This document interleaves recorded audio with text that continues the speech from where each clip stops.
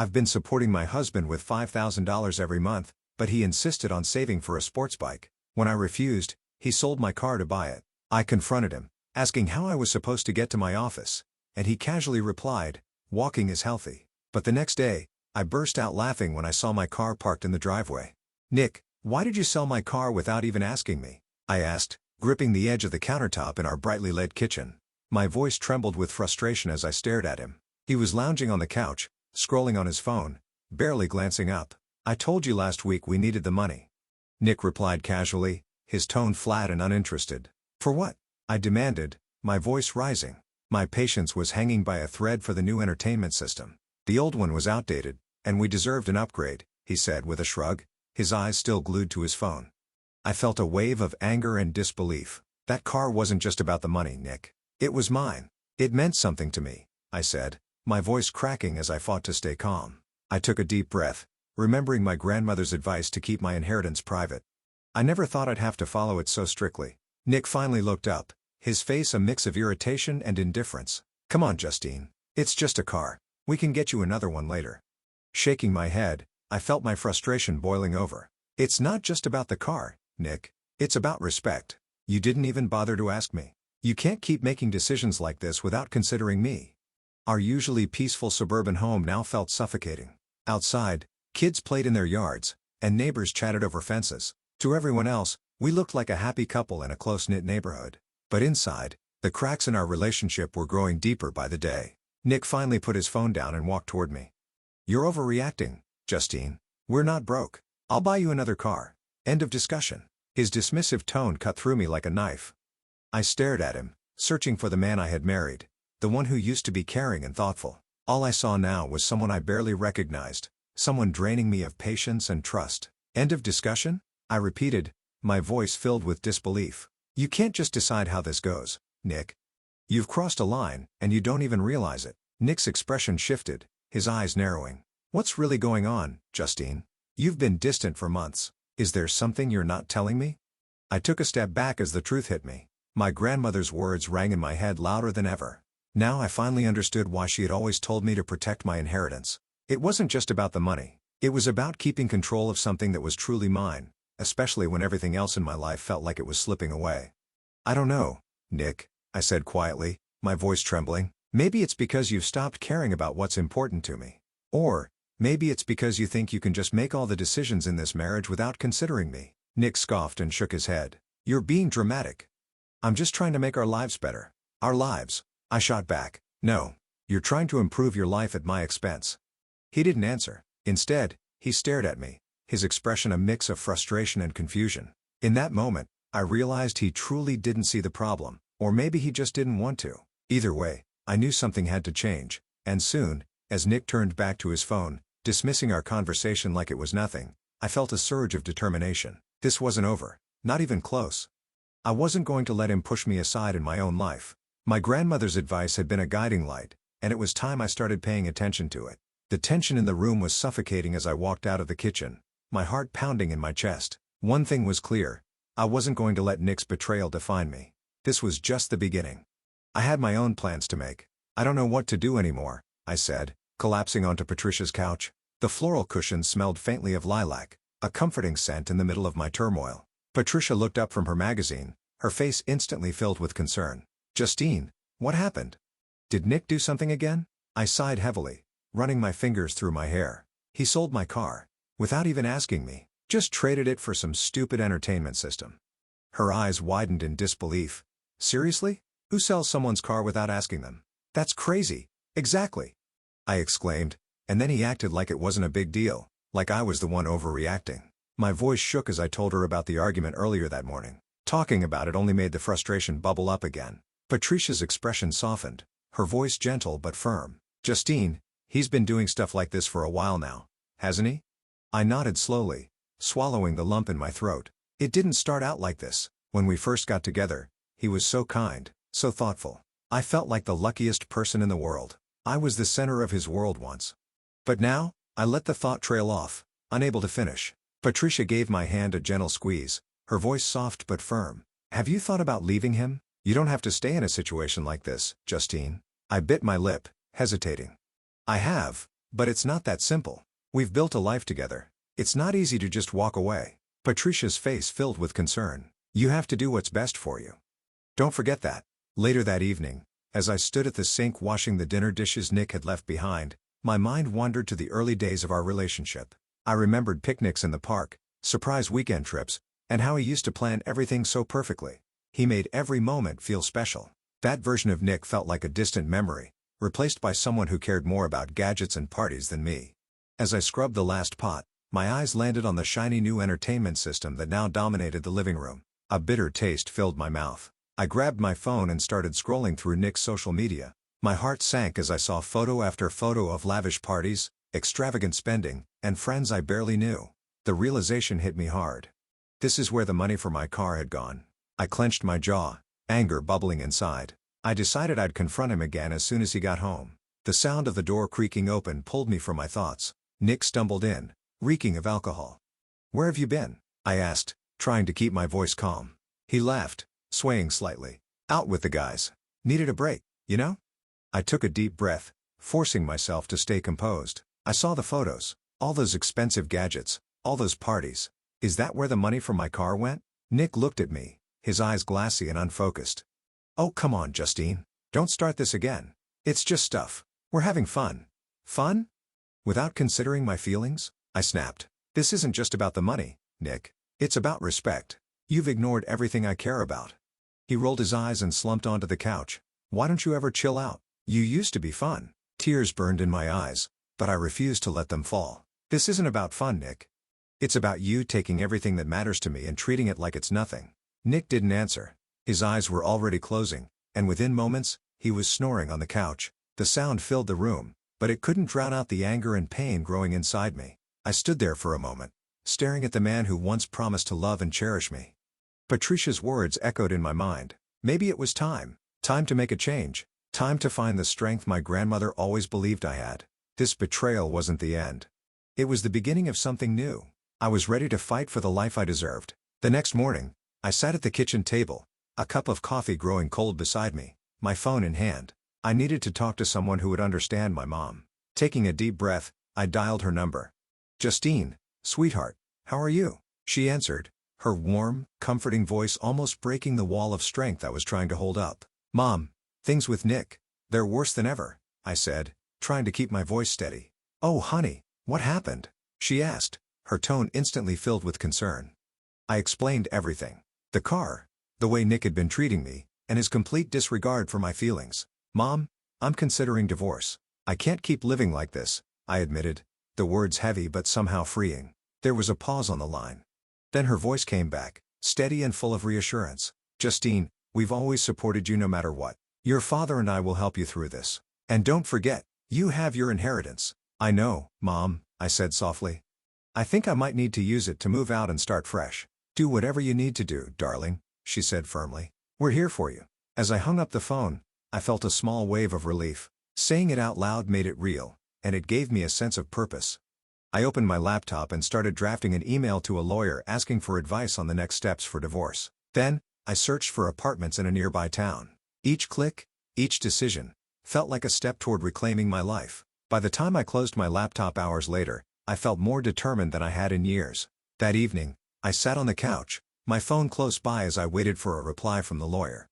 Nick walked into the room, his expression tense, his eyes scanning me suspiciously. "What have you been doing all day?" he asked, his tone sharp and accusatory. "Just sorting some things out," I replied, keeping my voice calm and my answers vague. Nick's eyes started to my phone. "Who were you talking to earlier?" "My mom," I said, avoiding his gaze. I needed some advice. Before I could react, Nick lunged forward and snatched the phone from my hand. "What the hell, Nick?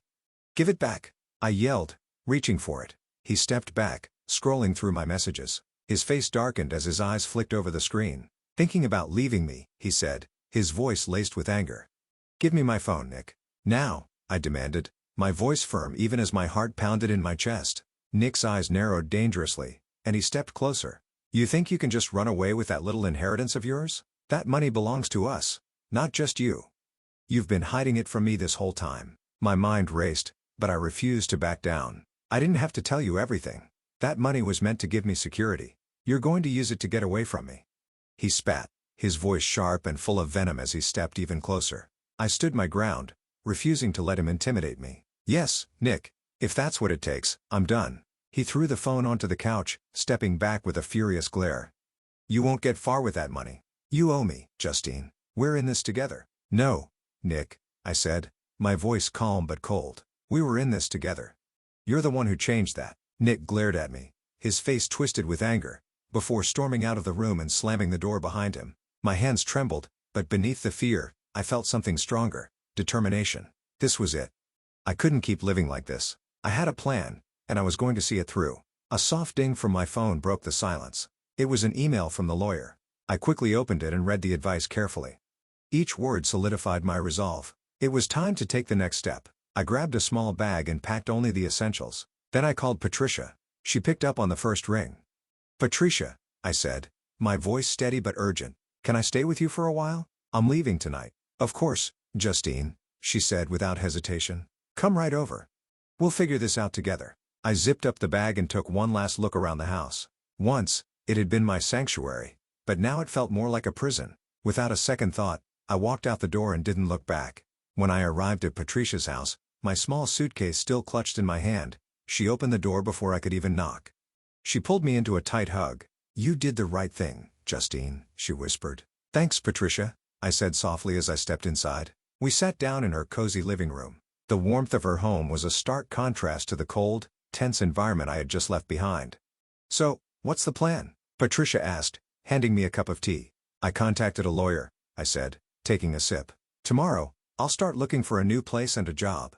I need to be independent emotionally and financially." Patricia nodded firmly. "You can stay here as long as you need to.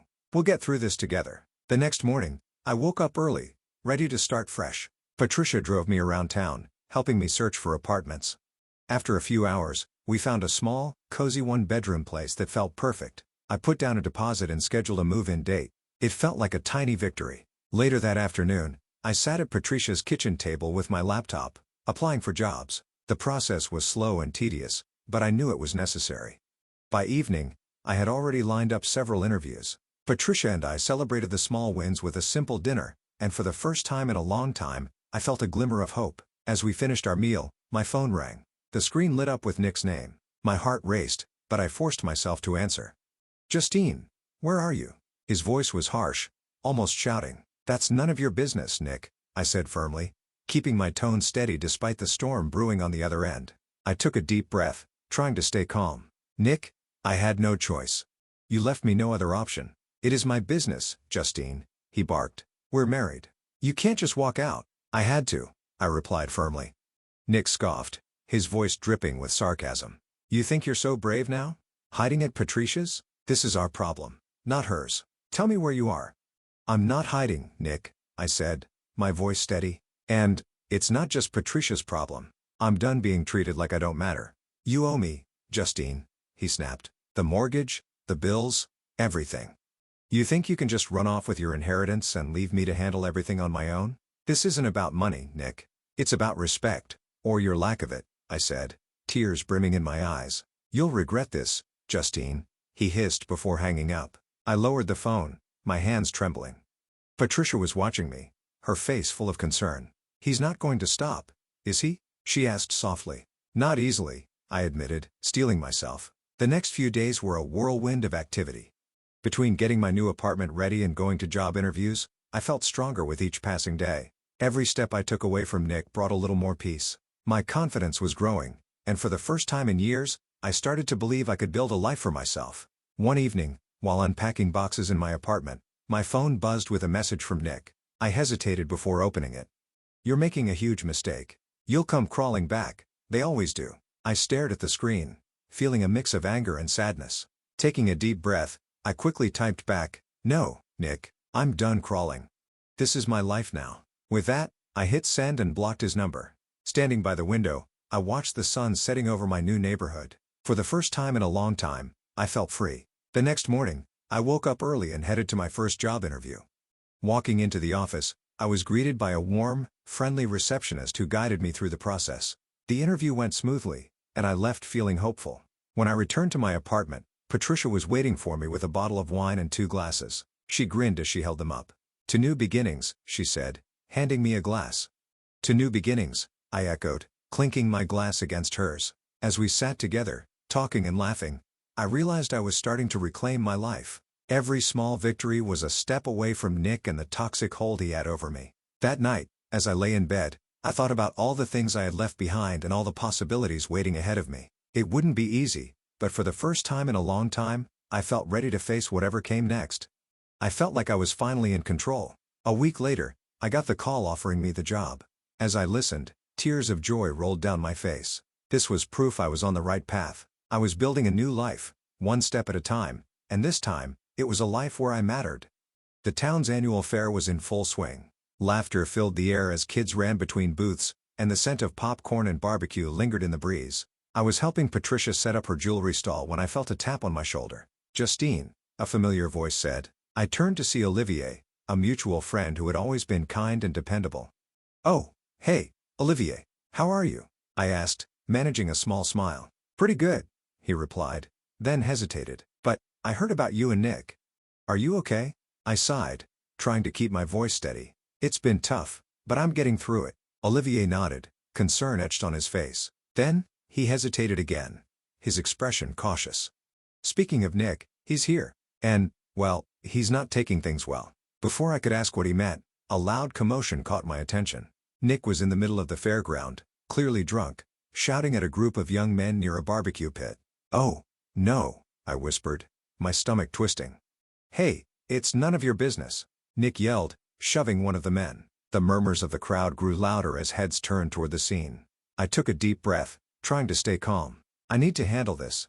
"Are you sure?" Patricia asked, worry in her eyes. "I have to," I said, straightening my shoulders. I weaved through the crowd, ignoring the growing whispers. As I approached, Nick spotted me.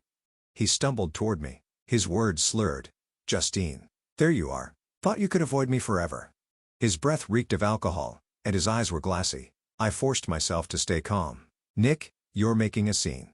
Let's go somewhere else to talk." He laughed bitterly, his voice carrying over the crowd. "Why? So you can walk out on me again? You think you're so much better now." "Nick, you're drunk. This isn't the time or place," I said firmly. He ignored me, his voice growing louder. "Everyone should know how you abandoned your husband." His words cut through the fairground, and I could feel the stares of the crowd. Whispers spread like wildfire. Anger and embarrassment churned inside me, but I refused to let him pull me down. I kept my voice steady. "Nick, we're done. You need to accept that. Now, please, go home before you make this worse." His expression twisted, wild and unhinged. "Worse? You think this can get worse? You owe me, Justine. You can't just walk away without paying your dues." "I don't owe you anything, Nick. I'm done being your pawn," I said firmly, stepping back as he moved closer. Before Nick could take another step, a friend of his grabbed his arm. "Come on, man. Let's get you out of here." Nick struggled against him, his furious eyes locked on mine. "You're going to regret this, Justine," he spat as they dragged him away. I let out a shaky breath I hadn't realized I was holding. Patricia appeared beside me, placing a comforting hand on my shoulder. "Are you okay?" she asked softly. "Yes," I replied, my voice trembling but steady. It had to be done. We went back to setting up her stall, the mood around us gradually returning to normal. Still, I caught a few sympathetic looks from people who had witnessed the scene. I ignored them, focusing on the task at hand. Hours passed, and the fair became a blur of faces and activity. By the end of the day, after packing everything up, I drove to my new apartment. Walking through the door, I felt a mix of exhaustion and relief. I was finally free of Nick's manipulation. The road ahead was uncertain, but I knew I had taken the first step toward a better life. Over the next few days, I settled into my new space, feeling the weight on my shoulders start to lift. One morning, I caught my reflection in the mirror and paused. There was a spark in my eyes, something I hadn't seen in years. This was my life, my space, and my chance to rebuild. The memory of Nick's public outburst still lingered, but instead of pulling me down, it only fueled my resolve. I was moving forward, and nothing he did could stop me. As I stepped outside into the crisp morning air, I felt a newfound sense of purpose. Today was just another step, and, step by step, I was reclaiming my future. A week after the fair, I was getting ready for my first day at my new job when my phone buzzed. It was a message from Olivier. "Justine, can we meet? There's something you need to know about Nick." My curiosity was piqued, so I agreed to meet him at the local coffee shop after work. The day flew by in a blur of training and meeting my new colleagues. By the evening, I was both exhausted and exhilarated as I headed to the coffee shop. Olivier was already there, waiting with 3 drinks. He waved me over, his expression serious. "Thanks for coming, Justine," he said, sliding one of the cups toward me. "No problem, Olivier. What's going on?" I asked, taking a sip. Olivier took a deep breath. "Nick lost his job. The company downsized, and he was let go." I blinked, caught off guard. "What? I didn't know that," I said, surprised. "He hasn't contacted me since the fair." "Yeah. He's not handling it well," Olivia replied. "He's been telling people you left him at the worst possible time, trying to play the victim. But there's more." My heart raced as I leaned in. "What do you mean?" Olivier's expression turned serious. "He's planning something, Justine. He told a mutual friend he's going to try to win you back, just so he can get access to your inheritance." Anger flared inside me. "He really thinks he can manipulate me again?" Olivier nodded. "He's desperate, Justine. You need to be careful." "Thanks for the warning, Olivier," I said, my resolve hardening. "I'll stay vigilant." As I walked back to my apartment, I couldn't shake the feeling of unease. Nick losing his job had made him unpredictable. I unlocked my door and stepped inside, my mind spinning. I knew I needed to be ready for whatever scheme he might try. The next few days were busy as I settled into my new routine. Work kept me occupied, but the thought of Nick lingered in the back of my mind. One evening, as I was organizing my closet, a sudden knock at the door made me freeze. I hesitated, then looked through the peephole. It was Nick. "Justine, open up. We need to talk," he called, his voice shaky. Taking a deep breath, I opened the door just slightly, leaving the chain on. "What do you want, Nick?" He looked disheveled and stressed. "Justine, I'm sorry for everything. I've lost my job. I need your help." "You need my help?" I repeated, disbelief filling my voice. "After everything you've done? Please, Justine. We can work this out. Think about what we had," he pleaded, trying to sound sincere. "What we had is over, Nick," I said firmly. "You made sure of that." His demeanor shifted instantly, his eyes flashing with anger. "You can't leave me like this. You owe me." "I owe you nothing," I replied, slamming the door shut and locking it. Nick began pounding on the door, shouting, but I leaned against it, breathing deeply to calm myself. After a few minutes, the banging stopped, and I heard his footsteps retreat. I looked through the peephole to make sure he was gone before grabbing my phone and calling Patricia. "Justine, what's wrong?" she asked, her voice filled with concern. "Nick showed up at my apartment," I explained, my voice shaking. "He's acting desperate and unhinged." "Stay calm, Justine. You need to protect yourself," Patricia said firmly. "Consider getting a restraining order." "I'll look into it." "Thanks, Patricia," I said, feeling a little steadier after talking to her. The next morning, I called my lawyer to discuss my options. He advised me to document everything Nick did and start the process for a restraining order. Knowing I was taking steps to protect myself gave me a small sense of control, but I also knew I had to stay alert. This wasn't over yet. I followed the lawyer's advice, keeping a detailed log of every interaction with Nick. Days turned into weeks, and I poured my energy into building my new life. One afternoon, while taking a break at work, I glanced out the window and froze. Across the street, Nick was standing there, watching me. My heart raced, but I straightened my shoulders and reminded myself that this was my life now. No matter how desperate he became, I wasn't going back. This was my chance to reclaim my future, and I wouldn't let him take that away from me. When I left work later that day, Nick was sitting on a bench across the street. As soon as he saw me, he stood and started walking in my direction. "You've got to be kidding me," I muttered under my breath, quickening my pace. I was determined to avoid him, but he caught up before I could reach the corner. "Justine, wait," he called, grabbing my arm. I yanked my arm free, anger bubbling inside me. "What do you want, Nick? I've told you it's over. Just hear me out," he pleaded, desperation clear in his voice. "I've been trying to get back on my feet, but it's been hard without you. We can make this work again." I stared at him, incredulous. "You really think I'd come back? After everything you've done, you manipulated me, lied to me, and used me. There's nothing left to fix." Nick's face darkened, a flicker of anger replacing the desperation. "We were married, Justine. That means working through the tough times.